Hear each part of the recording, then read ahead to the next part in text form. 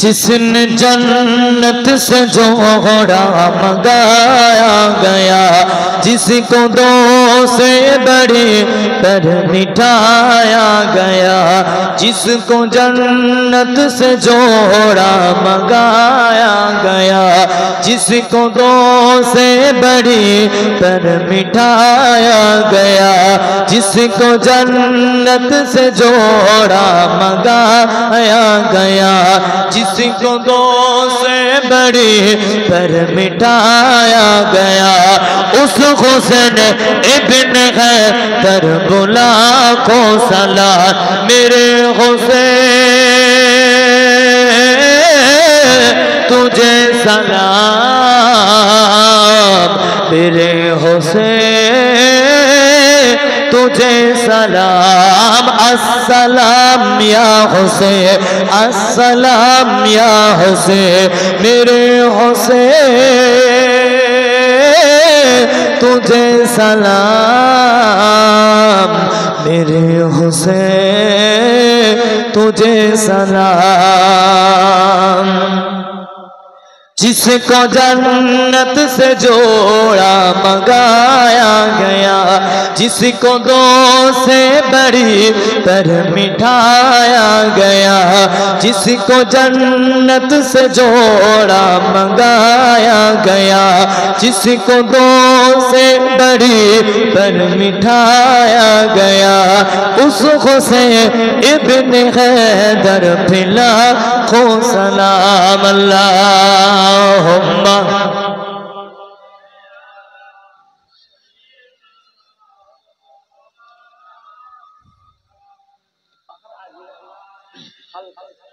वअला अलैहि ला इलाहा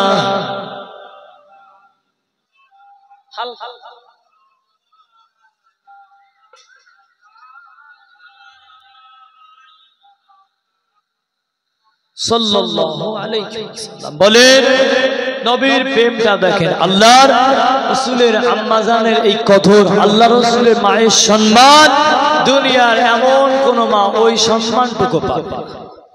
দুনিয়ায় কোন মা আল্লাহ রাসূলের মা যে সম্মানটা পেলে ওই সম্মান দুনিয়ার আর কেউ পাবে না। জোরে বলবেন আল্লাহ রাসূল দুনিয়ায় যখন আস্তে আস্তে বড় হতে লাগলেন, আপনি বলেন নবীও বড় হলো, নবীর কথা বললে শেষ করা যাবে, রাসূলের কথা বলতে গেলে এমন মাহফিল যদি এক সপ্তাহ জারি থাকে তাও শেষ হবে না। জোরে বলবেন হাবিবুল্লাহ 63 বছরের জিন্দেগি দুনিয়ায় বলে বলে কোন আলেম ওলামা শেষ করতে পারবে না। জোরে হবে না।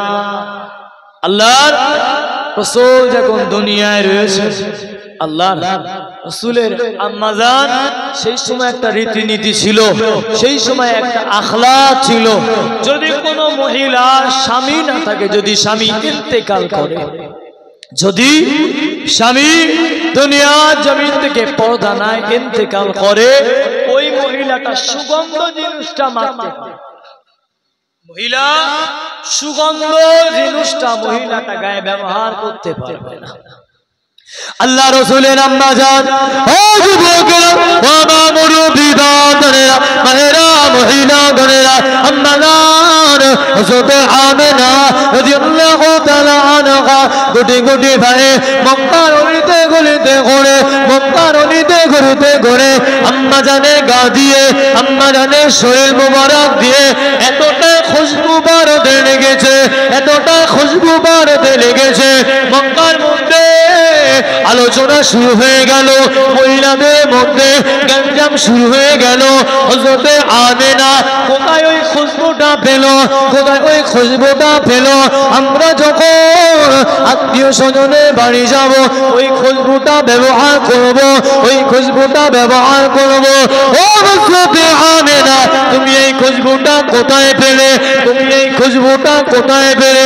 আম্মা জান হযরত আমিনা বলতে লাগে, হযরত আমিনা বলতে লাগে, ও মক্কা মহিলা গণেরা, ও মক্কা তরুণী গণেরা, ও মায়েরা বোনেরা, আমি আমি হযরতে আমেনা, আমি কোনো খুশবু ব্যবহার করি না, আমি কোনো আতর ব্যবহার করি না, আমি কোনো মিশকে আম্বা ব্যবহার করি না। আমি আমেনা হঠাৎ করে আমার শরীর মুবারক দিয়ে মিশকে আম্বারের মতো খুশবুগুলো বার হতে লেগেছে। জোরে বলবেন না। এবারে আব্দুল মুত্তালিব হুজুরের কাছে খবর চলে গেল, কি ব্যাপার, তুমি মক্কা শরীফে দায়িত্বে রয়েছো, তোমার আব্দুল্লাহর বিবি তোমার বৌমা খুশবুটা কোথায় পাচ্ছে? উনি যে খুশবুটা মাখে ওই খুশবুটা আমরা আশপাশে দোকানে খোঁজ করলাম, যে যে আতর গুলো বেচে খুশবু গুলো যে যে বেচে আমরা খোঁজ করলাম, তারা বললো না না আমাদের দোকানে। আমেনার কাছে যে সমস্ত মহিলারাও যেতে ওই খুশবু অবস্থায় বাড়ি আসতেন। ধরে বলে ছড়ে হবে না, বেশি আতর মাখলো না, ঘরটা মনে হয় যেন আতর আতর হয়ে গেল। আম্মা জানে পাশে মহিলাগুলো গেলে ওদের গায়ে যেন খুশবু হয়েছে। তো জোরে বলেন কি বুঝলে? আব্দুল মুত্তালিব এসে বলল, আমেনা মা তুমি তো জানো একটা রীতিনীতি আছে খুশবু ব্যবহার করতে, তুমি তো জানো, তারপরেও তুমি খুশবুটা ব্যবহার করছো, কোথায় পেলে বলো, কোন দোকানতে পেলে বলো? মহিলাগুলো স্বামীদেরকে বলে তুমি পারো না, আমেনার কেউ না খুশবু পাই। স্বামীগুলো জ্বালায় পড়লো, একটু কুটুম বাড়ি যাবো মাখবো, বাবা বিভিন্ন অনুষ্ঠানে যাবো, বিভিন্ন মেলায় যাবো, আমরা মক্কায় তাকে এটাই চলতো। সেখানে গিয়ে আমার সেটা ব্যবহার করে, আমেনা ওপেনলি ব্যবহার করে। আমেনার কাছে গিয়েছিলাম, আমাদের গাটাও খুশবু হয়ে গেল। জোরে বলে সব কিছু আল্লাহ আমার হাবিবের কদমের খাতিরে দিয়েছে। আমেনা বললেন, আব্বাজান আপনি তো জানেন আমি আমার বিষয় আপনাকে বলতে হবে, আমি জানি না কিছু। আব্দুল মুত্তালিব বলল, চিন্তা কারণ না, আমার দাদুটা বলবেন আমার শিশু মুহাম্মদ সাল্লাল্লাহু আলাইহি ওয়াসাল্লামের জন্য তোমার এই খুশবু, তোমার ঘরে ঢুকলে আমারও মনটা চায় না। জোরে বলে আম্মা জান আমেনা তখন থেকে খুশি ছিলেন। আল্লাহর রাসূলের মহব্বত তাকে করেছে। আব্দুল মুত্তালিব সব সময় নাতির কাছের মধ্যে আল্লাহ রাসূল যখন শুয়ে থাকতেন, আল্লাহ পাক ফারিস্তাদের প্রথমে বলেছিলাম মনে আছে, ফারিস্তাদের বলল তোমাদের দায়িত্ব কিন্তু আমার মুহাম্মদ আমার হাবিব যদি খবর আছে ছেড়ে বলবেন না।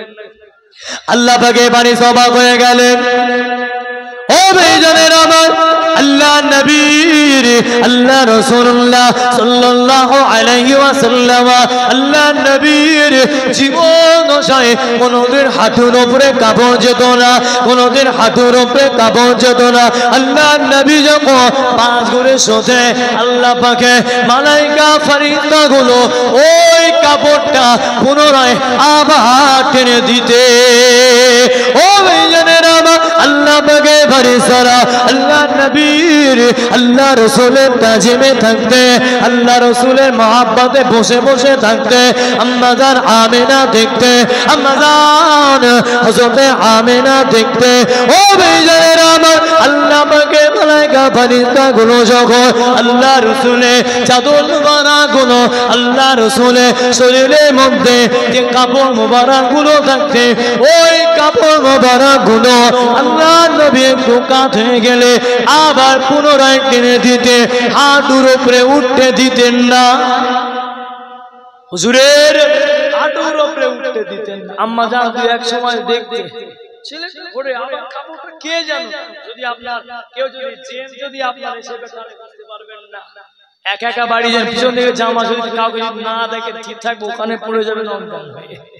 আম্মা জান আমেনা রাদিয়াল্লাহু তাআলা তিনি দেখে আমার বেটার যেন কি কাপড়টা যেন টেনে টেনে, কেন তিনি দেখতেছে অন্য কিছু না, সব কিছু কুদরতি ইলাহি ছিল। আল্লাহর রাসূল যখন আমাদের মাঝে রয়েছে, আস্তে আস্তে আল্লাহ রাসূলকে ডাকেন মক্কাবাসীরা বলতো আল আমিন বলে উপাধি দিয়েছে। উপাধিটা কে দিয়েছিল? যেমন আপনারা বসিরার নাম শুনেছেন, বসিরাটের মধ্যে আমার মুজাদ্দিদুজ্জামানের কাছে মানুষ নাম জানেন, একজন বলেন আপনি জানেন, আপনি বলেন। আল্লামা রুহুল আমিন হুজুর ওনার আল্লামা লকাব কে দিয়েছিল জানেন? আমাদের তরফ থেকে আসে, বিরোধী তরফ থেকে এসেছিল। জোরে বলে। আল্লামা হুজুরের আল্লামা লকাব বিরোধী তরফ থেকে দিয়েছিল। বাহাত যখন হতো, মোনাজারা যখন হতো, ওই মতো আলেমরা বলতো এটা হলো মহাজ্ঞানী। জোরে বলে। তাহলে তারা দিয়েছিল, আর আমার নবীর আল আমিন লকাব দিয়েছিল, আল্লাহর রাসূলের এই সত্যবাদিতা লকাব দিয়েছিল। মক্কার বড় বড় কাফের নবীকে বিশ্বাস করত, যাই করুক মুহাম্মদ মিথ্যা কোনোদিন বলে না। জোরে বলে। আমার নবীকে ছোট থেকে তারা বিশ্বাস করত। তবে যখন আপন জায়গায় ঘা লাগলো, তখন নবী তাদের কাছে শত্রুতার জায়গায় পৌঁছে গেল। আল্লাহ রাসূল যখন দ্বীন শরিয়াত প্রচার করলো, তখন তাদের কাছে বেদীনদের কাছে শত্রু জায়গায় পৌঁছে গেল। তবে এই নয়, আল্লাহ রাসূল শুধু ইসলাম ধর্ম ছাড়া, ইসলাম শরিয়াত ছাড়া অন্য কোন ধর্মের প্রতি আমার রাসূল চড়া হয় অন্য ধর্ম অবলম্বন মানুষদেরকে বলে এটার নামই তো ইসলাম, এটার নামই তো মুসলিম। আমার নবীর কাছে ইহুদি খ্রিস্টানরা মালগুলো আমানত রেখেছে, জানি মুহাম্মদ সাল্লাল্লাহু আলাইহি কাছে যদি আমরা এটা রেখে যাই, যথারীতি আবার আমরা পেয়ে যাব। ভাই মুসলমানরা ইহুদি খ্রিস্টানরা তাহলে আল্লাহর রাসূলকে কত মহব্বত করতেন তারা, কিন্তু জানতো সঠিক মানতো না। যদি গদিটা ছেড়ে জানতো ইসলামটা সত্য, মানতো না। যদি আমার ক্ষমতাটা ছেড়ে। আগে আরবে এই রীতিনীতি ছিল, তখনকার রাজনীতি চলছে, সেটা এই রাজনীতি না, তখনকার জামানা একটা আলাদা ছিল। কেমন সম্মান, গ্রামে আগে মোড়ল থাকতো, জান আগে আজ থেকে মোড়ল বলা হতো, যারা বিচার করত ওই পদটা নেওয়ার জন্য সবাই অপেক্ষায় থাকতো। সবাই আমাকে দাদা দাদা বলবে, সবাই আমাকে বড় বাবু বলবে, অপেক্ষায় থাকতো। তাহলে ওই জায়গাটা করতে গেলে মারপিট কল্লা টল্লা ফেলে দিয়ে জায়গা সেই জায়গায় আল্লাহ রাসূল যখন এদের বিরুদ্ধে যখন এগেইনস্টে লেগে গেলেন, তখন নবী তাদেরকে শত্রুতার জায়গায় পৌঁছেছিল। আল্লাহর রাসূলকে এত মহব্বত করতেন, তারা নবী যখন মহব্বতের জায়গায় যখন ৭০ দিনটা দিল, আস্তে আস্তে তাদের ভিতরে রহমতটা শুরু হলো। জোরে বলবেন না, জোরে বলে। আল্লাহর রাসূল কোনদিন অন্য ধর্ম অবলম্বন মানুষদেরকে খারাপ চোখে দেখতেন না। কোন সাহাবাকে এমনটা বলেননি ইসলাম গ্রহণ করেনি ওকে গিয়ে মারো। আমার নবী শান্তিটা বজায় রাখতেন, আমার রাসূল মহব্বতটা বজায় রাখতেন। নবীর তাদেরকে ভালোবাসতেন, কেন তারাও তো মানুষ, তারাও মানুষ, আমরা মানুষ। হয়তো তার কাছে সেটা সঠিক, আমার কাছে আমার দিনটা সঠিক।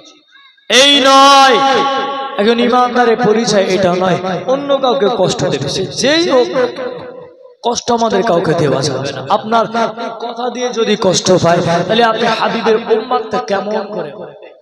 আপনার হাঁটা চলায় যদি অন্য মানুষ কষ্ট পায়, আপনি হাবিবের উম্মত বলে দাবি করেন কোন মুখে? আপনার ব্যবহার দিয়ে যদি অন্য মানুষ কষ্ট পায়, আপনি আখির নবীর উম্মত হবেন কেমন? কিছুই করবেন না। আমাদের শাফায়াত আমার হাবিবুল্লাহ আশা করেছে। বলেন কে আপনার শাফায়াত করবে? শাফায়াতের কাজটা করলে তো শাফায়াত। একটা ছেলে অনেক স্কুল মাস্টার থাকলে বুঝবে, যারা মাস্টার রয়েছেন তারা জানবে, প্রতিটা রেজাল্টের একটা নিয়ম থাকে। ক্লাসে রেজাল্টের একটা নিয়ম থাকে, যদি কেউ 3টে সাবজেক্টে যদি ফেল করে ক্লাসে তোলা হয়, যদি 2টো সাবজেক্টে ফেল করে হয়তো একটু পরীক্ষা নিয়ে তাকে তুলে দেবে। একটা সাবজেক্টে ফেল করলে তাকে কথা বল, ঠিক আছে ভালো করে পড়ো, তুলে তুলে। 4টে যদি লাল কালি পড়ে যায় পরে ক্লাসে লিখবে বলে মনে হয়, নিতে পারে। যদি বাপের টাকা থাকে নিতে পারে, এর আগে লিখবে। যদি বাপের ধরা করা যদি মাস্টারের সঙ্গে থাকে তাহলে নিতে পারে, এর আগে লিখবে না। ওখানে আপনি কি ঘুষ দেবেন? কিছু প্লাস পয়েন্ট এখান থেকে নিয়ে যেতে হবে। তার নামাজ আমাদের আছে না? না বলে নামাজ আসে না, নামাজ আমাদের যাই করে ইবাদতের শুরু লগ্ন কিন্তু নামাজ। কোরআনে এক এক বান্দায় 82 জায়গায় কিন্তু নামাজের কথা। তাহলে সেইটা আমরা চিনি। নামাজ আছে, নামাজ আমরা কোন সময় মসজিদ ভরে জানি? কোন সময় মসজিদ ভরে? ঈদের সময় ফজরের নামাজে চলে যায় মসজিদ ভরে। কেন ওই সময়টা কবর জিয়ারত? 2 নম্বর শবে বরাতের সময় ভরে গেল। 3 নম্বর জুমার সময় ভরে গেল। 4 মুহররমের সময় মসজিদ ভরে গেল। যদি একটু বিরিয়ানি হয় মসজিদটা ভরে গেল, যদি একটু খিচুড়ি হয় মসজিদটা ভরে গেল, বাকি সময়টা মসজিদ খালি খালি।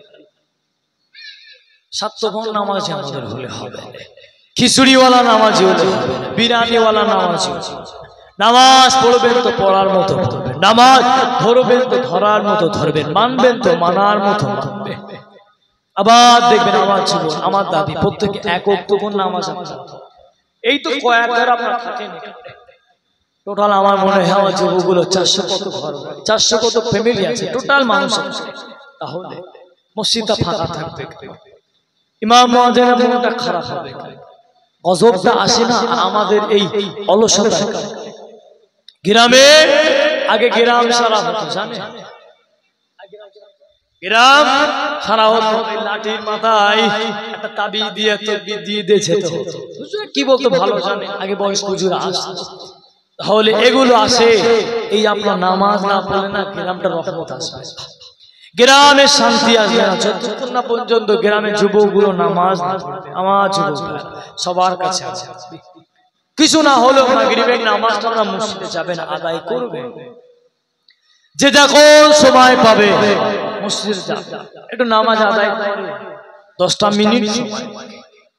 কি ইমাম সাহেব এই তো না যে শান নামাজ দিয়ে সূরা রহমান দিয়ে শুরু করলো আর নামাজ দিয়ে শেষ করলো, এরকম তো বিষয় না, 10টা মিনিট লাগে ভাই ওখানে। কেন যাবে? আপনাদের কেউ কি বারণ করে নাকি নামাজ পড়তে?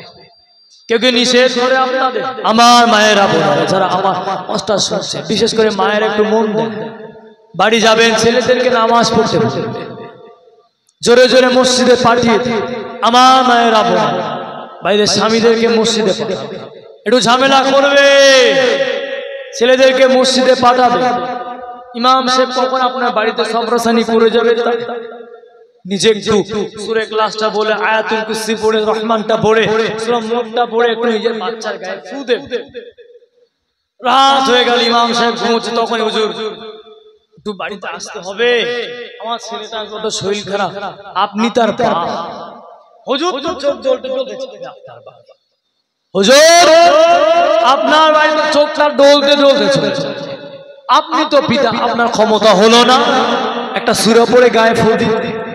আপনার ক্ষমতা হলো না আয়াতুল কুরসিটা বলে ফু দিতে? আপনি জানেন আয়াতুল কুরসি কতটা পাওয়ার? আপনি জানেন সূরা রহমানের কতটা পাওয়ার? সূরা মুলকটা পড়বে, কিছু আয়াত পড়লে 10টা আয়াত ছেলে গায়ে ফু দিলে। আমি এই নয় যে ইমাম সাহেবকে লেবে রাত 12টা বেজে গেছে হুজুর আমার বাড়ি চলে আসবে, একটু দেন না। আমি এই বলে ইমাম কাউ এগুলো করবে, নিজে নিজে কিছু ব্যক্তিগত কাজ করবে। সব কিছু যদি আপনার আলেম ওলামার প্রতি দেন, আপনার সব কিছু আলেম ওলামার প্রতি দেন, নিজেরা কিছু দায়িত্ব নেই।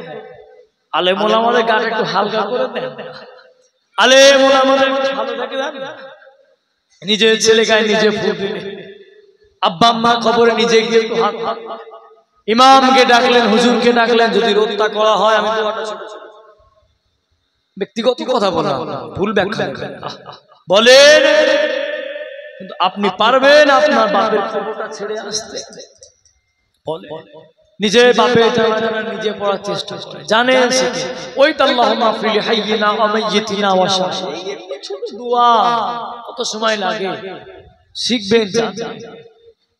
নিজের বাপ মায়ের সবরসানি হুজুর থাকবে তো কি থাক, ইমাম হুজুর নজরানা কিছু দিলেন, হুজুরকে বলেন হুজুর মনটা চায় আব্বার কবরটা আমি একটু জিয়ারত, ইমাম সাহেব বারবার করবে নাকি? আপনার বাপের কবর আপনি নিজে নিজে একটু জিয়ারত করেন, আপনার মনে হবে না আমার আব্বা এত কিছু সম্পত্তি রেখে চলে গেল, কবে আপনার বাপের কবরে আপনি গিয়ে দোয়া করলেন, কবে বাপের কবর ইমাম সাহেবকে নিয়ে যাবেন? হুজুর চলেন চলেন দেরি হয়ে যাচ্ছে, কেন ইমামকে বলবেন? নিজের বোনটা চাই না, ওই মানুষে গুছিয়ে ভালো বলতে পারে, আপনি যেটা জানেন আপনি বাপের কবরের সাথে আল্লাহ পাক আমার আব্বা দুনিয়ায় অনেক কষ্ট করে গিয়েছে কিভাবে বলে। যখন মানুষের কাছে টাকা পয়সা লেনদেন করেন হাত চান কেমন কায়দা চান বলেন, বলেন টাকা পয়সা হাত চাইলে ভাই এই থেকে না একটু সাবধান থাকি আমি।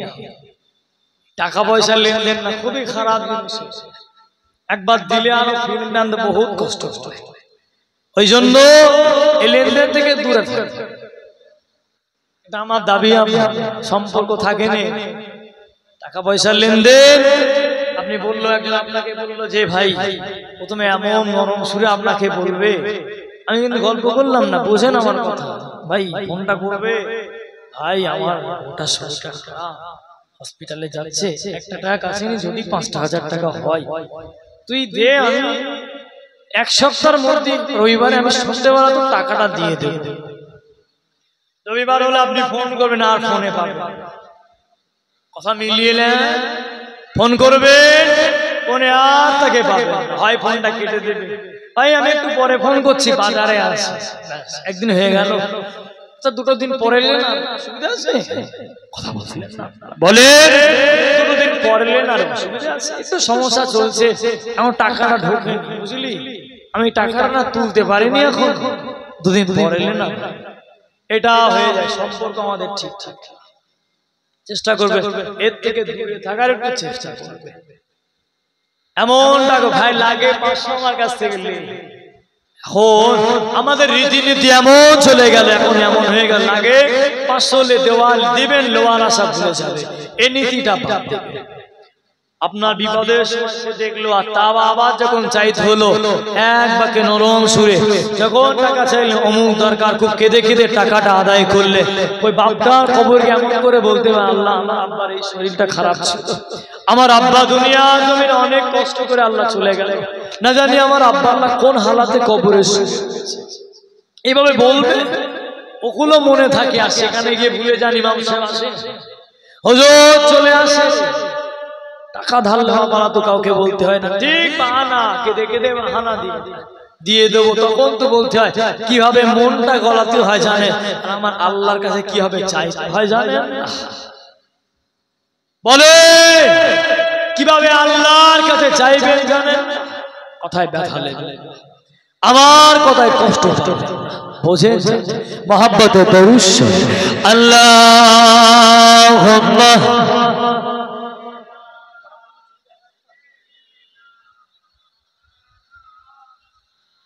কালমা লা ইলাহা, মাহফিল করো করো চলছে, হ্যাঁ 12টা ঘন্টা ছিল।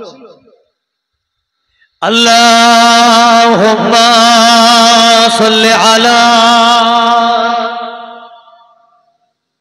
মহব্বতে পড়ে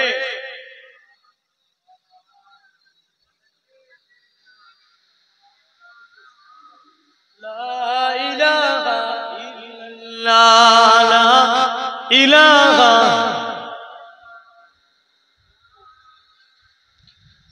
আল্লাহু আল্লাহু লা ইলাহা ইল্লাহু আল্লাহুম্মা,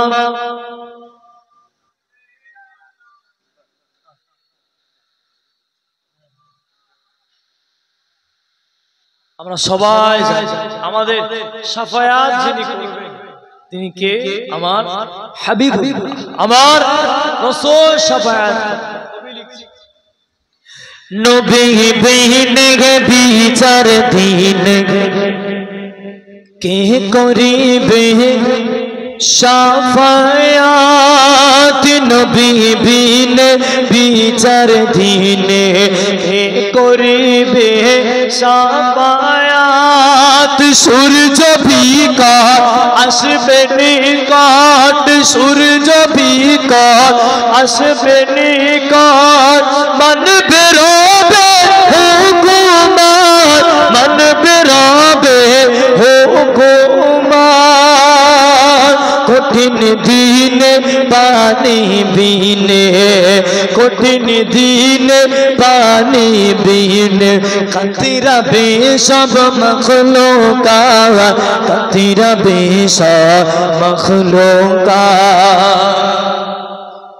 কাঁদিবে সবাই কষ্টে রবে কাঁদিবে সবাই কষ্টে রবে চাইবে একটু নিয়ামত নবী বিনে বিচার দিনে কে করিবে সাফায়াত কাঁদিবে সিজদায় নবী দয়াময় কাঁদিবে সিজদায় নবী আমার বলবে আগাত ওটো মুহাম্মদ বলবে আহাদ ওটো মুহাম্মদ কি তোমারি চাহাত বলো তোমার এই ফরিয়াদ বলেন আল্লাহ রাসূল সিজদায় পড়ে যাবে ওই দিনে সেদিন বলবে হাবিব আপনার চাওয়াটা কি আমি আল্লাহ ওই চাওয়াটা পূরণ করে দেব জোরে বলে